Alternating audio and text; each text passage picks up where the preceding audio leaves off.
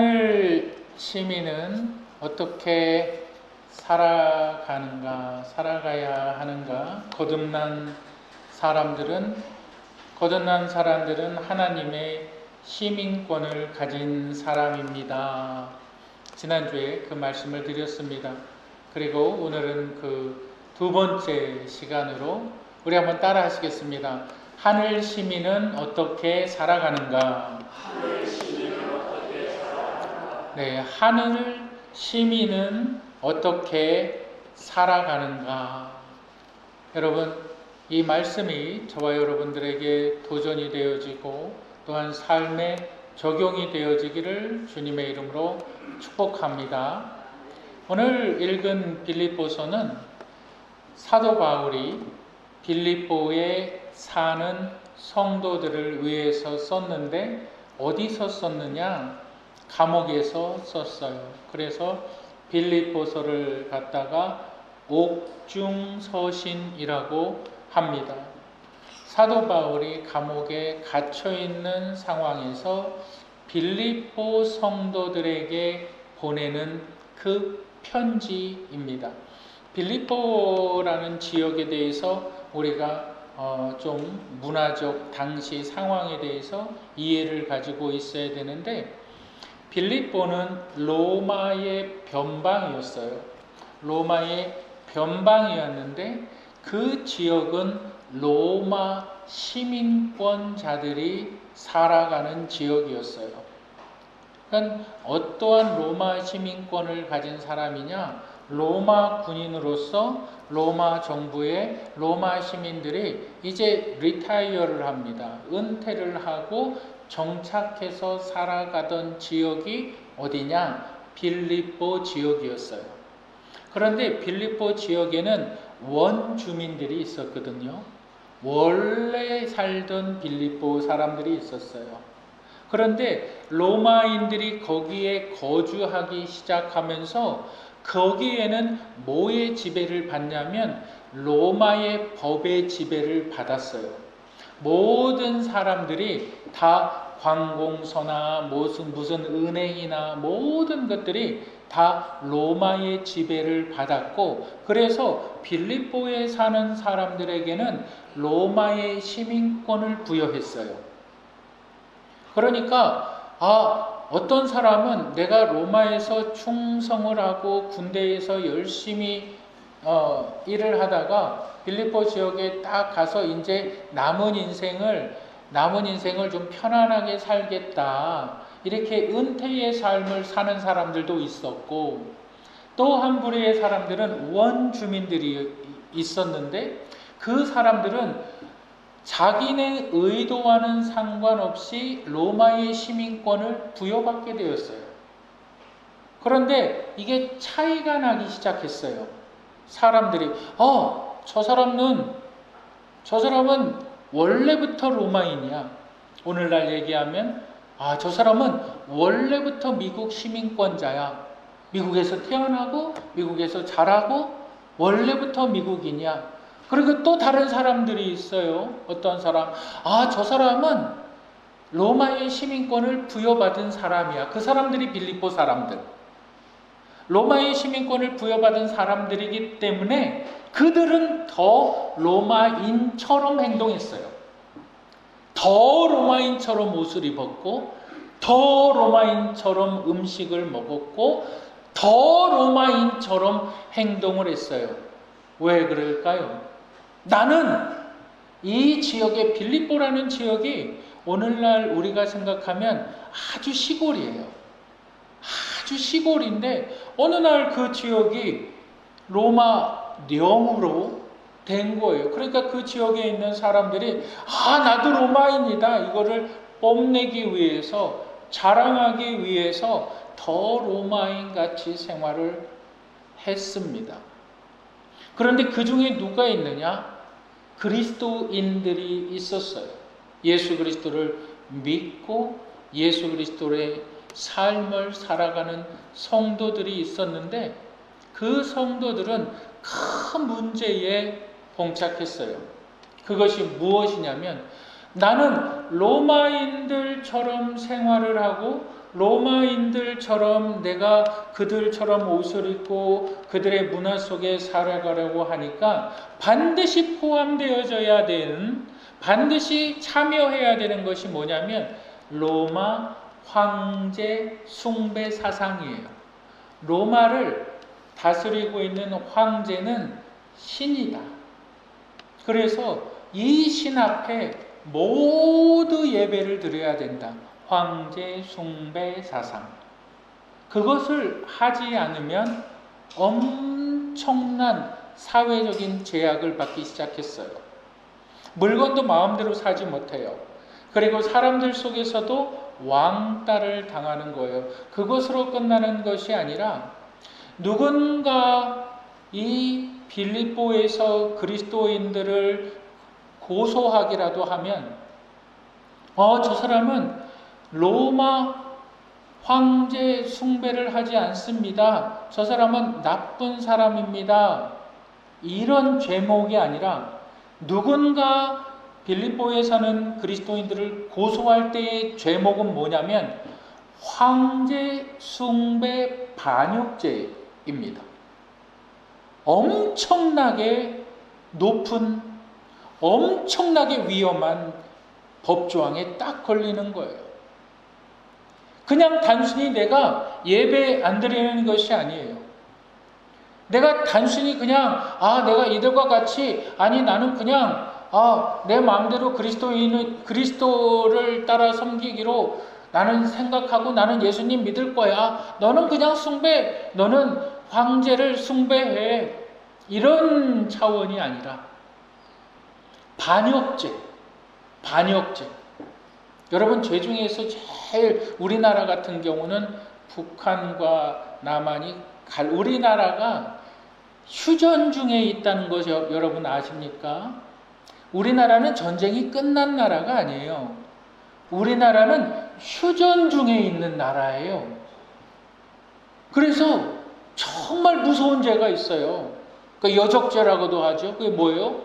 바로 이 국가보안법이라는 것이 굉장히 중요한 법입니다.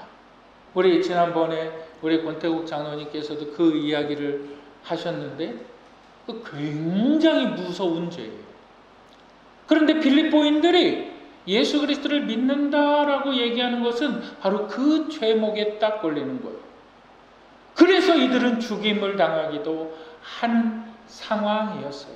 그때 빌립보 성도들을 향하여서 사도 바울이 글을 씁니다. 편지를 씁니다. 그 편지의 내용이 바로 오늘 우리가 함께 나누어야 되는 내용이에요. 그러면서 우리가 하늘 시민으로서 살아가기 위해서 첫 번째 기억해야 되는 것, 우리 한번 따라 하시겠습니다. 복음의 가치로 살아가자.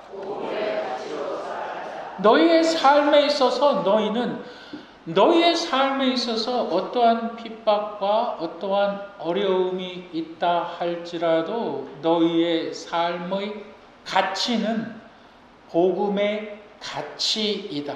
이 복음의 가치로 살아가라, 이렇게 이야기하고 있습니다. 그런데 우리가 봐야 될 것이 있어요.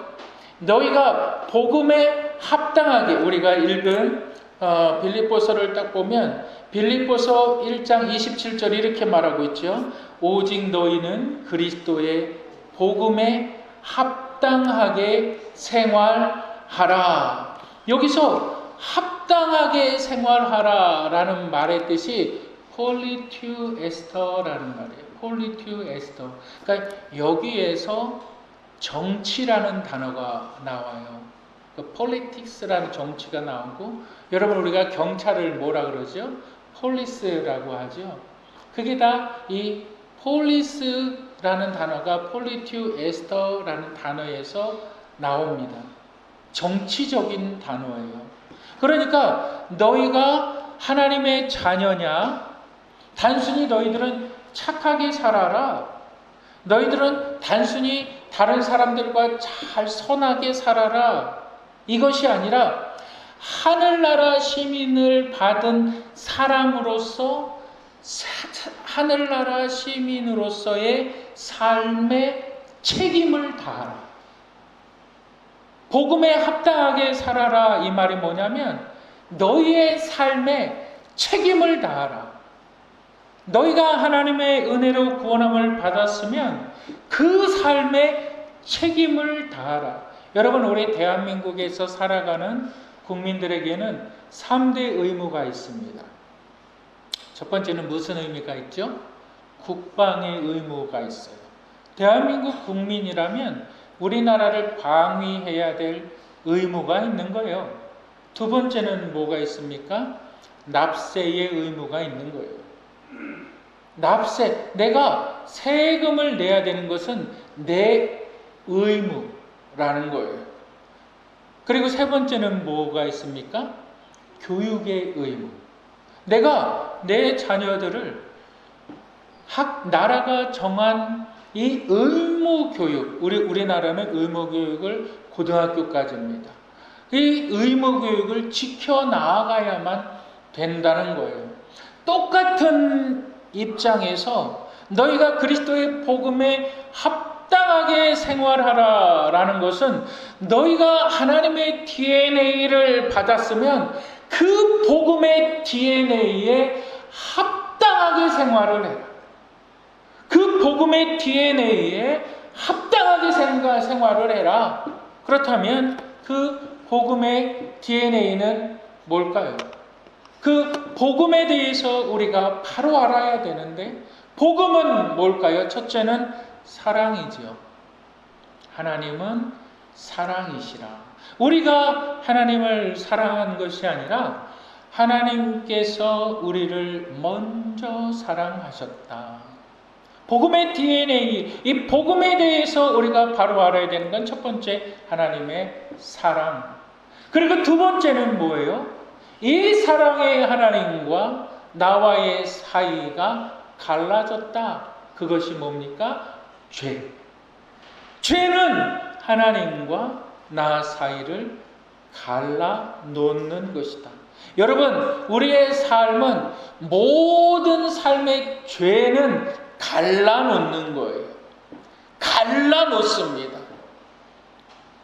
자녀와 부모 가운데에서도 죄라는 것이 역사하면 갈라놓는 거예요. 친구들 지간에서도 죄라는 것이 역사하면 갈라지는 거예요. 모든 상황에서 이 죄라는 것이 있어요. 그런데 이 갈라진 것을 다시 이어놓은 것이 있어요. 그것이 뭡니까? 십자가의 용서, 대속의 은혜, 십자가. 예수 그리스도의 죽으심으로 말미암아 하나님과 죄인들과의 사이가 다시 회복되었다.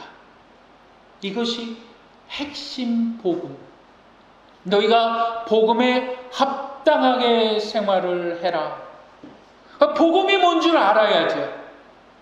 복음은 세 가지를 가지고 있는데 첫째는 하나님의 사랑, 그리고 두 번째는 이 죄의 문제, 그리고 세 번째로 뭐예요? 이걸 누가 해결하셨느냐? 바로 예수 그리스도의 십자가. 그 십자가로 말미암아 내가 용서함 받았다. 이 세 가지의 파운데이션, 기초 위에 이제 내가 복음에 합당하게 생활해야 되는 행동이 나타나는 것이죠. 여러분 보시길 바랍니다. 여러분, 복음, 하나님의 사랑, 예수 그리스도의 죄인들을 위한 대속, 이 모든 것들을 하나의 단어로 표현하면 바로 은혜입니다. 받을 자격이 없는 자에게 부어주시는 하나님의 놀라운 선물. 그러니까 너희가 복음에 합당하게 생활을 해라, 이 말씀은 너희가 은혜 가운데 살아가라. 여러분, 사람을 변화시키는 것은 뭘까요? 사람에게 감동을 주고 사람을 변화시키는 것이 뭘까요? 여러분, 은혜입니다. 여러분, 장발장 그 소설을 아시죠? 프랑스의 대문호 빅토르 위고가 쓴 레미 제라블이라는 책이 있어요. 그 소설 레미 제라블이라는 말이 프랑스어로 비참한 사람들이라는 뜻이에요. 근데 거기에 나오는 주인공이 장발장이에요. 근데 장발장이 어떤 사람입니까? 전과자거든요.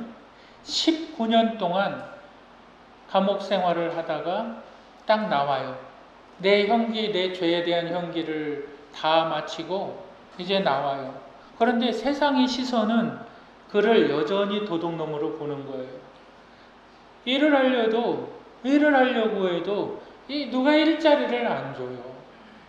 그러는 간데 누가 자기를 맞아줍니까? 아주 자기를 맞아주는 그 신부가 있었어요. 그 신부님께서 미리엘이라는 그 신부님께서 자기를 맞아주고 따뜻한 밥을 주고 아주 따뜻한 이불 같은 것으로 그에게 호의를 베풀어 줍니다. 음식을 잘 먹고 장발장이 어떻게 합니까? 그 주교가 예배드리는 그 성물들을 훔쳐가요. 촛대, 은잔 이런 것들을 다 훔쳐가요. 그걸 팔려고. 그런데 그를 계속 따라다니는 사람이 있었어요. 형사가. 왜? 그는 나쁜 놈이거든. 아무리 감옥 갔다 나왔어도 그는 또 남의 것을 훔칠 놈이거든. 100% 자기 생각에는 그래. 그 사람을 따라다니는 형사가 그를 딱 붙잡아요. 그리고 그의 짐을 다 끄집어내 보니까 거기서 뭐가 나옵니까? 바로 성당에서 쓰는 성물들이 나오는 거예요. 이 은잔, 이 은촛대 얼마나 귀한 것입니까? 그리고 나서 그를 그 주교에게 데리고 가죠. 미리엘 주교에게 데리고 가니까 주교가 뭐라 그럽니까? 그 사람은 그것을 훔쳐간 사람이 아닙니다. 내가 그에게 그것을 주었습니다. 이것을 팔아서 당신 먹을 것을 사 먹으십시오. 주었어요. 그때 누가 감동받습니까? 장발장이라는 사람이 감동을 받아요. 그리고 나서 결심을 합니다. 내가 이렇게 살아서는 안 되겠다. 내가 이렇게 살아서는 안 되겠다. 그리고 생각을 바꾸죠. 그의 환경을 바꾸죠. 그의 삶을 바꾸죠. 그래서 그가 누가 됩니까? 시장이 됩니다. 그래서 많은 사람들을, 연약한 사람들을 도와주게 되는 이야기, 빅토르 위고의 장발장 레미제라블입니다. 이 비참한 사람들 속에서 누가 이 비참한 사람들을 구해내는가? 은혜 받은 사람.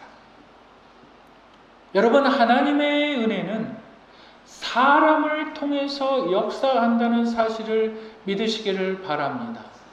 너희가 복음에 합당하게 살아라. 이 말씀은 너희가 받은 은혜대로 그 은혜를 베풀면서 받은 은혜대로 그 은혜를 나누면서 살아라. 그것이 복음에 합당하게 살아가는 방법이다라고 말씀을 해주시는 거예요. 누구에게? 고난당하는 빌립보 성도들에게. 누가? 고난당하고 있는 사도 바울이 이야기를 하고 있는 것입니다. 여러분들이 하나님의 은혜로 구원함을 받은 하나님의 자녀들이라면 여러분들의 복음의 가치관, 내 삶의 가치관, 복음에 합당하게 살아가야 되는 그 가치관은 은혜를 따라 살아가는 것인 줄 믿으시길 바랍니다. 그리고 두 번째로 우리가 기억해야 되는 것, 우리가 하늘 시민으로 살아간다는 것은 우리 한번 따라 하시겠습니다. 고난 가운데 은혜를 발견하는 것이다. 이렇게 이야기하고 있어요. 빌립보서 1장 29절에 그리스도를 위하여 너희에게 은혜를 주신 것은 다만 그를 믿을 뿐 아니라 또한 그를 위하여 고난도 받게 하려 하심이라. 너희가 신앙생활을 하는 가운데에서, 너희가 하나님을 예배하는 가운데에서 두렵고 떨리지, 하나님을 예배하는 가운데에서 두렵고 떨리지, 그 모든 고난의 일들이 하나님께서 그것을 통해서 너희를 다시 한번 크신 은혜를 깨닫게 해 주시는 것이다. 더 쉽게 말씀을 드리면 고난 가운데 은혜가 있음을 너희가 삶을 통해서 발견해내야 된다. 그것이 너희가 거듭난 자녀들의 증거다. 너희가 거듭났느냐? 하나님, 근데 내 삶이 왜 이렇게 힘이 들고, 하나님, 내가 거듭나고 하나님의 자녀가 되었는데 내 삶은 왜 이렇게 어렵고 막히고 정말 안 되는 일들만 계속 일어납니까? 그 상황 가운데에서 하나님의 은혜가 있다는 거예요. 그것을 발견해야만 하나님의 자녀다. 여러분, 저희 집에 셋째가 있어요. 셋째 아이를 제가 입양을 했어요. 그 입양을 했는데 저희가 제 아내가 굉장히 반대를 했어요. 그런데 저희가 그 강아지를 입양을 했는데, 강아지를 입양을 안 하면 이제 버려져야 되는 상황인 거예요. 참 너무 불쌍하더라고요. 버려져야 되는 그 상황에서 제 아내가 고민하고 또 저도 고민하고, 그러면 우리가 좀 키워보자. 그래서 이 아이를 키우는데, 제가 아침에 일어나서 이렇게 안아주면 2kg도 안 돼요. 근데 그 심장이 계속 쿵쾅쿵쾅쿵쾅쿵쾅 뛰어요. 여러분들 한번 가슴에 이렇게 한번 손을 얹어보세요. 여러분들의 심장이 계속 뛰고 있죠. 이 조그만 게 도대체 어디서 나와서 이렇게 심장이 뛰나? 심장은 잠잘 때도 뛰고 움직일 때도 뛰고 계속 움직여요. 10만 번을 뛴다 그러죠. 계속 떠요.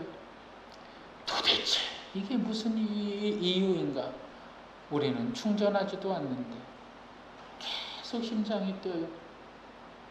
이 작은 동물이 어떻게 그렇게 심장이 뛸까? 그 모든 생각의 초점이 무엇으로 맞춰지냐면 하나님은 창조자이시다. 하나님은 생명의 주관자이시다. 하나님을 깊이 알면 알수록, 하나님의 위대하심을 알면 알수록 나라는 사람은 티끌만큼 작아져요. 더 쉽게 말씀드려 볼까요? 여러분들, 한국을 대표하는 소설가가 있어요. 제가 참 좋아하는 소설가인데 박경리 씨가 있어요. 토지를 쓴 사람이에요.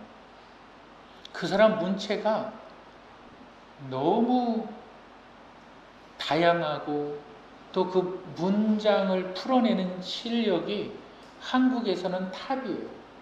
돌아가셨지만. 근데 어떤 사람이 이 토지를 쓴 박경리 책을 읽고 결심을 해요.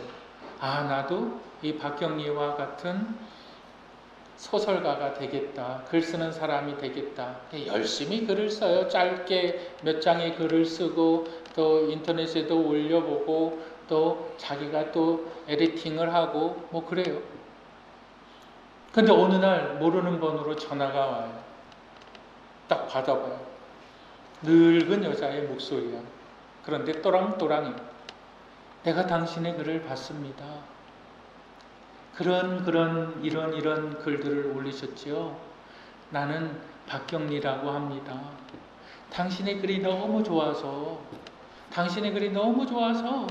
내가 당신과 함께 글을 쓰고 싶습니다. 라는 것을 여러분들이 들었다면 여러분들의 가슴은 그때 어떻게 될까요? 내가 뭔데? 나 같은 것이 뭔데? 이 큰 사람이 나와 함께 일을 하자고 하네?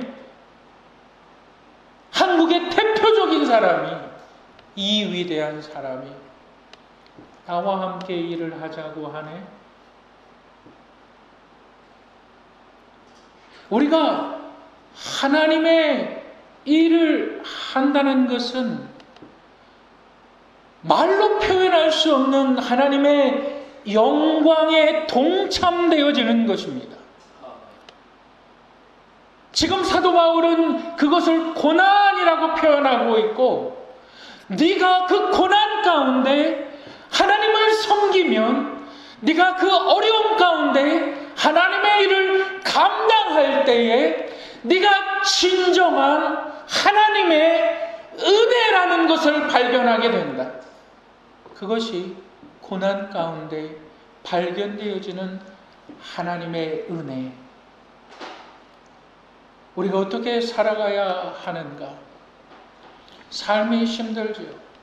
경제적으로 어렵고 너무 답답한 상황들이 있지요. 그런데 우리의 진리된 이 말씀은, 성경은 이렇게 이야기하고 있습니다. 하나님을 예배하라, 하나님을 섬겨라. 그것이 은혜다. 하나님의 은혜가 있으면, 하나님의 은혜가 덮여지면 내 생각이 달라지고 내 환경이 달라질 뿐만이 아니라, 하나님의 은혜가 있으면 병든 자도 나음을 얻게 되고 막힌 자들도 열리게 되는 것.